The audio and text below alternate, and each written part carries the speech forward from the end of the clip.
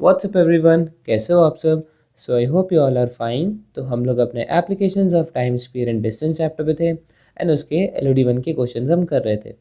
So till now 11 तक already हम कर चुके हैं। अब हम स्टार्ट कर रहे हैं फ्रॉम क्वेश्चन नंबर 12। सो ये क्वेश्चन नंबर 12 मैं ऑलरेडी करा चुका हूँ। ये जब हमने ट्रेन्स के कॉन्सेप्ट किए थे ना, इसके ट्रेन्स वाले कॉन्सेप्ट इसी चैप्टर के, तो इसके प्रैक्टिस एक्सरसाइज क्वेश्चन हमने स्टार्ट किए थे।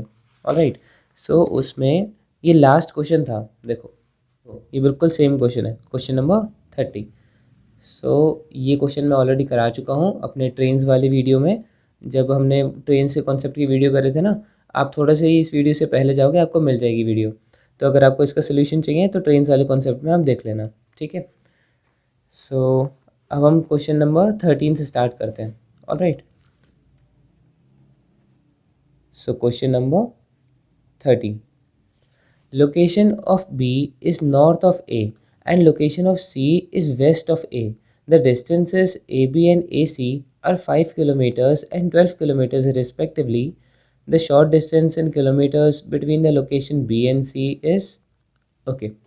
So देखो यहाँ पे बोला है B की लोकेशन जो है वो A से नॉर्थ में है, C की लोकेशन A से वेस्ट में है, ठीक है। तो पहले मैं A की लोकेशन एक कहीं पे डिफाइन कर देता हूँ, क्योंकि उसी से रिलेशन में B और C की लोकेशन है, करेक्ट।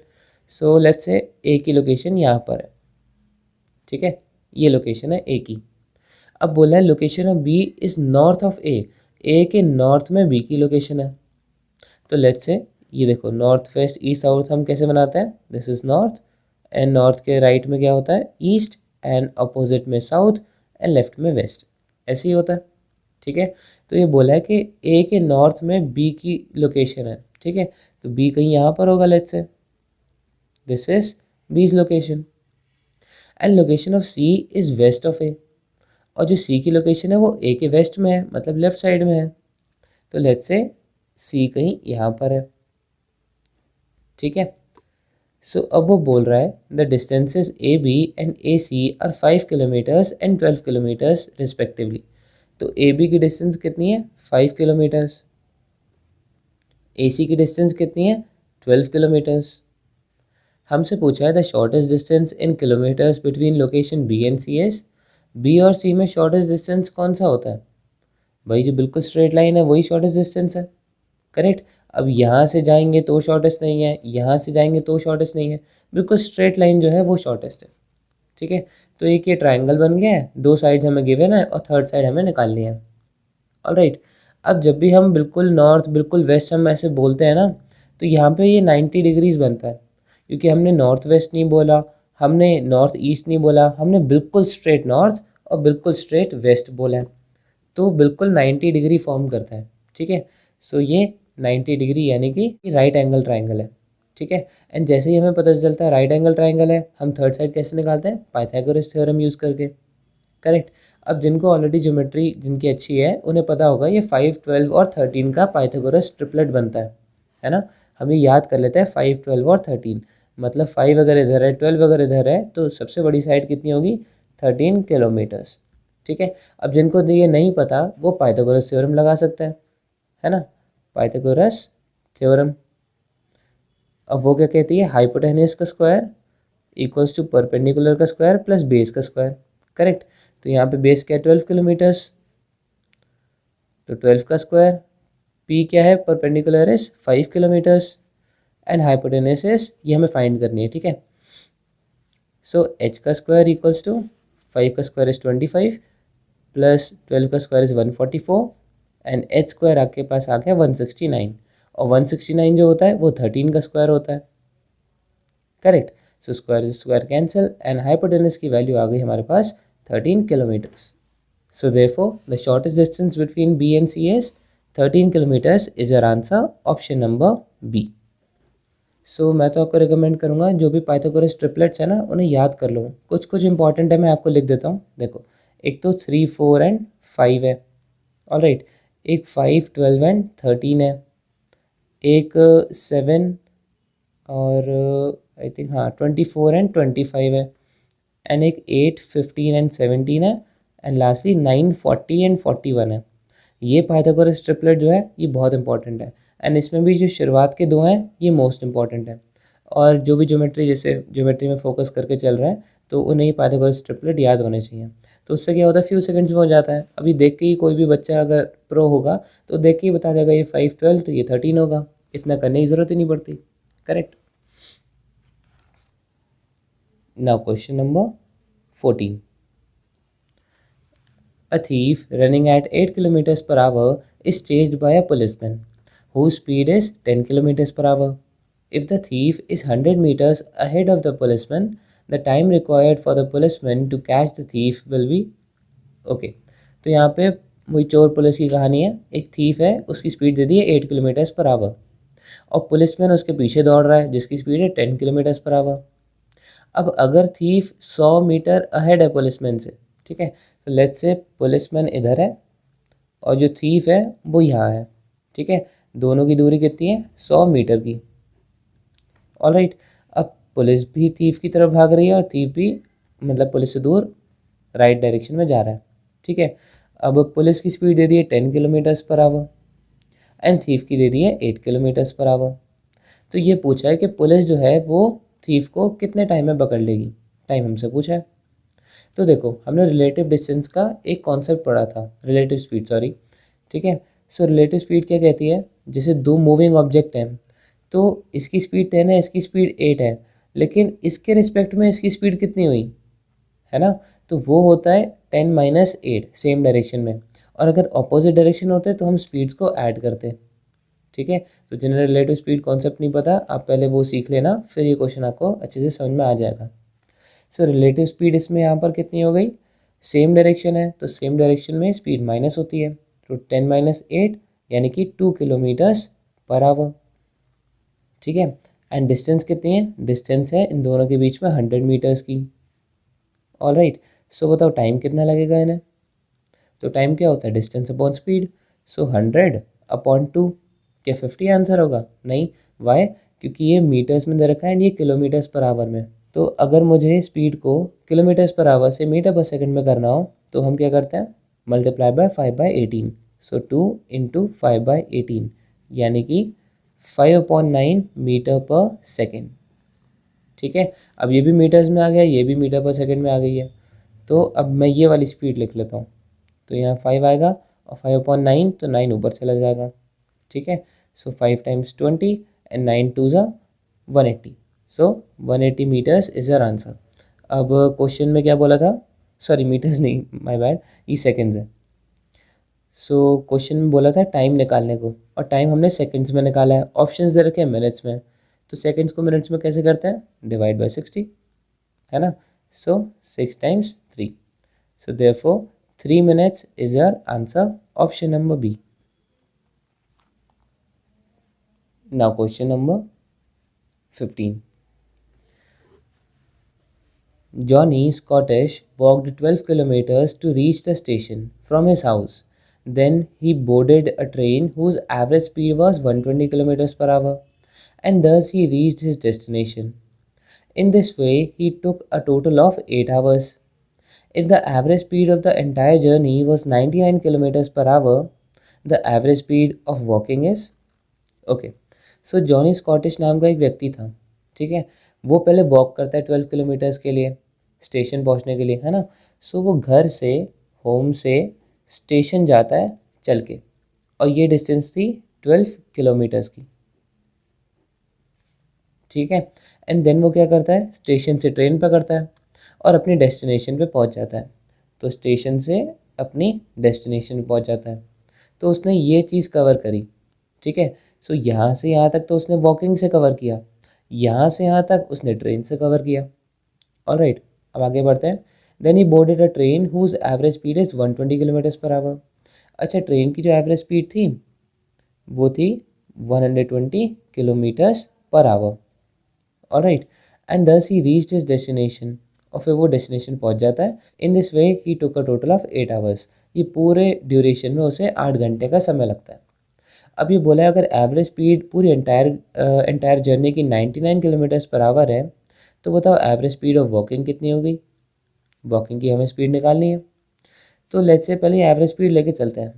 भाई एवरेज स्पीड होता क्या है, पूरी जर्नी की अगर हमें एवरेज स्पीड निकालनी हो तो हम फॉर्मूला लगाते हैं total distance upon total time. Correct, यही फॉर्मूला होता है। अब ध्यान से देखो, टोटल डिस्टेंस कितना है। देखो मुझे टोटल डिस्टेंस तो नहीं पता, मुझे बस इतना पता है कि होम से स्टेशन तक का डिस्टेंस 12 है। तो लेट्स से स्टेशन से लेके डी तक का डिस्टेंस है x किलोमीटर्स, मैंने मान लिया। ऑलराइट, इतना समझ में आ गया। सो टोटल डिस्टेंस मेरी कितनी हो गई, होम से स्टेशन 12 एंड स्टेशन से डेस्टिनेशन x, तो total distance is 12 plus x kilometres. Correct, and total time is, time हमें गिवन था क्वेश्चन में 8 आवर्स। ये पूरी जर्नी ट्रैवल करने के लिए उनको 8 घंटे का समय लगता है। ठीक है, अब एवरेज स्पीड तो मैंने ऐसे कैलकुलेट कर ली, लेकिन क्वेश्चन में भी तो हमें एवरेज स्पीड दे रखी है। Average speed of the entire journey is 99 kilometres per our. मतलब ये जो वैल्यू है ये किसके इक्वल है, 99 किलोमीटर्स पर आवर के इक्वल है। ठीक है, एंड ये भी हमारा किलोमीटर्स पर आवर में ही आया है। ऑलराइट, सो अब इससे हम x की वैल्यू निकाल सकते हैं, मुझे यहाँ से यहाँ तक का डिस्टेंस मिल जाएगा। Alright, so 12 plus x equals to 99 into 8। अब 99 इंटू 8 क्या होता है, 100 से मल्टीप्लाई कर लो, 8 माइनस कर देना, तो 800 माइनस 8 यानी कि 792। So x equals to 780। So therefore ये जो डिस्टेंस था स्टेशन से लेके डेस्टिनेशन का, ये एक्चुअली में 780 किलोमीटर्स का था। ऑलराइट, एंड हमें निकालना क्या है, हमें वॉकिंग की स्पीड निकालनी है। अब हमें काम आएगा ये 8 घंटे वाला टाइम। ठीक है, देखो क्या मैं ये पूरा टाइम जो है ये दो हिस्सों में बांट सकता हूँ। ठीक है, T1 एंड T2। भाई टाइम जो से H से S तक पहुँचने में लगता है होम से स्टेशन, ये T1 मैंने मान लिया, और फिर स्टेशन से डेस्टिनेशन पहुँचने में जितना उसे टाइम लगता है वो मैंने T2 मान लिया। ये पूरा टाइम मिला के उसे टोटल टाइम कितना लगता है, 8 घंटे। करेक्ट, तो वॉकिंग का टाइम कितना हो गया, लेट्स से अब इसकी स्पीड जो मैंने निकालनी है वो मैं मान लेता हूँ 1 किलोमीटर्स पर आवर। ठीक है, so speed of walking is let's say 1 kilometres per our. सो अब ध्यान से देखो, T1 जो है वो होम से स्टेशन तक का टाइम है। तो टाइम का फॉर्मूला क्या होता है, डिस्टेंस अपॉन स्पीड। डिस्टेंस कितनी है 12, स्पीड मैंने मान ली a। ठीक है, सो T1 का टाइम हो गया 12 upon a plus T2 time कितना हो गया, मतलब स्टेशन से डेस्टिनेशन तक कितना टाइम लगा। भाई डिस्टेंस है 780 और जो ट्रैवल करने की स्पीड है वो है 120। So distance upon speed is time, so 780 upon 120। Correct, अब ये टोटल मिला के 8 घंटे का समय लगा। सो 0 से 0 cancel, 6 times 2 and 6 times 13। So 12 upon a is equals to 8 minus 13/2, यानी कि ये कितना हो गया, 16 माइनस 13, 3/2।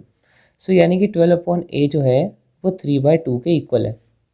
तो a कितना हो गया, a हो गया 12 इंटू 2 अपॉन 3, यानी कि 3 टाइम्स 4, एंड a की वैल्यू आ गई 4 times 2 that is 8।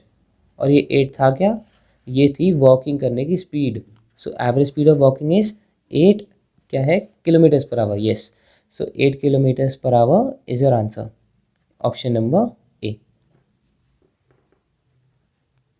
Now question number 16 and 17। अब इसे ध्यान से देखना, बहुत इंटरेस्टिंग क्वेश्चन है। देखो, 2 trains leave Lucknow for Pune which are 600 kilometres apart. They leave 4 hours after each other. The first train leaves at 10 AM। ठीक है, सो पहले इतना सिनेरियो देख लेते हैं, फिर हम नेक्स्ट पेज पे जाएंगे। सो क्या बोला है, 2 ट्रेन्स है वो लखनऊ से निकलती हैं, पुणे के लिए जाती हैं। ठीक है, so let's say this is Lucknow and this is Pune. Correct, अब दोनों ट्रेन्स लखनऊ से ही जाती हैं, तो मैंने मान लिया भाई एक ट्रेन का नाम है ए, एक ट्रेन का नाम है लेट्स से बी। ठीक है, और हाँ ये लखनऊ से पुणे का डिस्टेंस कितना है, 600 किलोमीटर्स। तो यहाँ से लेके यहाँ तक का डिस्टेंस कितना हो गया, 600 kilometres. They leave 4 hours after each other. ठीक है, मतलब एक ट्रेन अगर यहाँ पे अभी इस समय निकलती है तो बी ट्रेन जो है वो 4 घंटे बाद निकलेगी। ठीक है, so the first train leaves at 10 AM। तो मैंने मान लिया कि ए निकलती है, ए जो ट्रेन है वो 10 AM पे निकलती है। ठीक है, एट 30 किलोमीटर्स पर आवर। तो ए ट्रेन जो है वो 30 की स्पीड से जाती है, and the faster train leaves later at 70 kilometres per hour. दूसरी ट्रेन जो है वो 70 की स्पीड से जाती है। अब ये कितने बजे जाएगी, भाई अभी क्वेश्चन में हमने पढ़ा था 4 घंटे बाद, यानी कि अगर ये सुबह के 10 बजे जा रही है तो ये कब जाएगी, 4 घंटे बाद कितने हो गए, दोपहर के 2 बजे। करेक्ट। अब हमसे पूछा क्या है, 16 में पूछा है when the faster train will overtake the slower train. ठीक है जी। एंड 17 में पूछा है, डिस्टेंस पूछा है लखनऊ का, where the faster train would overtake the slower train. तो बेसिकली हमने ओवरटेक या फिर मीटिंग पॉइंट की बात यहाँ पे करनी है। ठीक है। सो पहले तो मैं इनका टाइम जो है, टाइम फैक्टर कांस्टेंट करता हूँ। ऐसे तो हम कुछ भी निकाल पाएंगे भाई, स्पीड दे रखी है, डिस्टेंस दे रखी है, ठीक है, टाइम भी हम निकाल सकते हैं, लेकिन एक 10 बजे निकल रही है, एक 2 बजे निकल रही है, तो ये तो थोड़ा गड़बड़ हो गया ना। तो लेट्स से मैं पहले इनका टाइम फैक्टर सेम करता हूँ।